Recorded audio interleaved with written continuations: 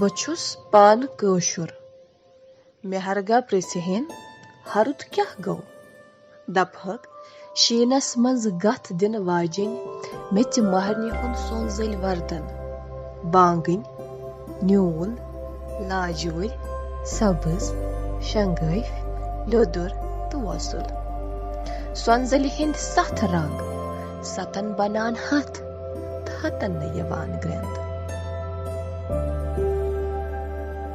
خزاں کا موسم ان 4 موسموں میں سے ایک ہے جب کشمیر کے خوبصورت نظارے اور بھی دلکش لگنے لگتے ہیں۔ یوں تو موسم گرما میں ہی خوبصورتی اپنے پورے شباب پر ہوتی ہے، مگر خزاں کا دور رفتہ رفتہ اس خوبصورتی کو نگلنے لگتا ہے، یوں جیسے جوانی کو بڑھاپے نے نگل لیا۔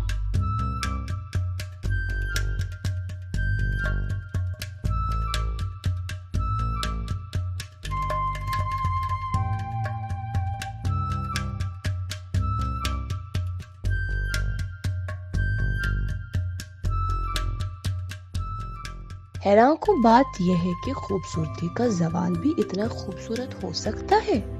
اسی کا مشاہدہ کرنے کے لیے سیاح بھاری تعداد میں کشمیر کی اور رخ کرتے ہیں۔ ہر طرف لال اور نارنگی رنگ، زرد پتے بکھرے ہوئے، دور سے ایسا لگتا ہے کہ آگ جل رہی ہو کہیں۔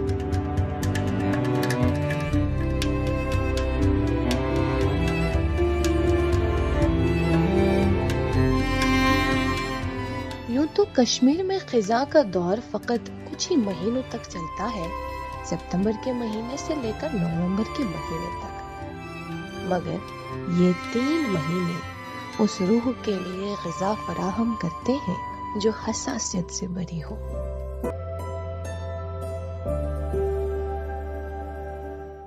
نظریے کا فرق ہے صاحب، کچھ تو بہار کو رومانوی نگاہ سے دیکھتے ہیں اور کچھ خزاں میں اسے محسوس کرتے ہیں،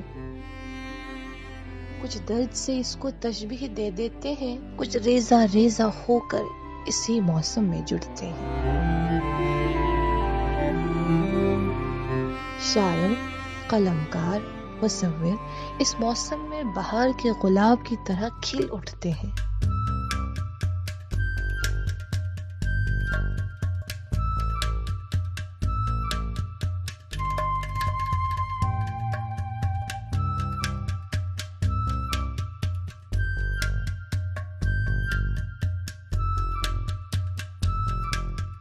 قلمکار سے پوچھو گے تو وہ اسے جدائی کا موسم کہے گا۔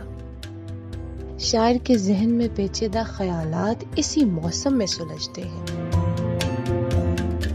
اور مصور کہیں چناروں کے نیچے اس منظر کو عکس بند کرنے میں لگا ہے۔ چناروں کی بات ہو اٹھی ہے تو معلوم ہی ہوگا، کشمیر میں خزاں چنار کے درختوں کے بغیر کوئی موسم نہیں۔ اس موسم میں چنار کے درخت ہی 4 چاند لگاتے ہیں۔ اس درخت کے پتوں میں الگ الگ موسموں میں مختلف رنگ جیسے خاک کی ہی دھیل ہے۔ خزاں کے چناروں نے کئی مایہ ناز شخصیات کو وقت در وقت کافی متاثر کیا ہے۔ نہ صرف بڑے بڑے ادیب بلکہ سیاست دان بھی اس صف میں شامل ہے۔ تبھی تو قداور سیاست دان شیخ محمد عبداللہ نے اپنی خود نوشت کو آتش چنار ہی نام دیا۔ اقبال کا وہ شعر کسے یاد نہیں، جس خاک کے ضمیر میں ہو آتش چنار، ممکن نہیں سرد ہو وہ خاک ارجمند۔ چنار اور کشمیر کا بہت پرانا یارانہ ہے۔ مورخین یہ کہتے ہیں کہ چنار مغلوں کی دین ہے۔ مغل آئے اور دودھ سے سینچا گیا ان پیڑوں کو۔ کچھ مورخین یہ کہتے ہیں کہ مغلوں کے دور سے پہلے ہی یہ چنار یہاں پیوست تھے۔ اب جو بھی ہو، یہ بات تو طے ہے کہ کشمیر کے مغل دور میں چنار کشمیر کی خوبصورتی کی سب سے بڑی اداکارہ رہی ہے، اور جتنے چنار کے درخت اس دور میں لگائے گئے شاید ہی کسی اور دور میں لگائے گئے ہوں گے۔ کہتے ہیں کہ 17ویں صدی میں جہانگیر نے ایک دفعہ خزاں کے موسم میں ہی کشمیر کا دورہ کیا. دور سے سرخ رنگ دیکھا تو پکار اٹھا، چنار، یعنی یہ کیسی آگ. شاید یہی وجہ ہوگی کہ مورخ چنار کو چنار بتاتے ہوں گے. اب تاریخ چاہے جتنی بھی پرانی ہو، خوبصورتی کی کوئی وجہ نہیں ہوتی.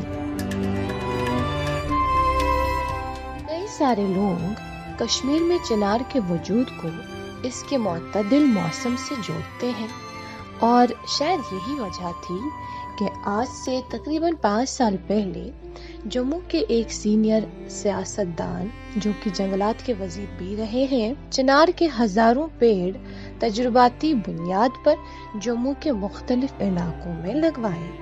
پتہ نہیں کہ چنار کے ان درختوں کو جموں کا موسم راس آیا یا نہیں، لیکن کشمیر کے خزاں نے ہر دور میں نسل در نسل دنیا کے کونے کونے سے لوگوں کو اپنی اور مائل کیا ہے. اور کچھ تو یہ بھی خواہش رکھتے ہیں کہ موت ہو تو اسی موسم میں ہو، کشمیر میں ہی ہو. یقین نہیں آتا تو آغا شاہد علی کو ہی سن لیں. I'll die in autumn in Kashmir, and the shadowed routine of each vein will almost be news, the blood censored for the saffron sun and the times of rain.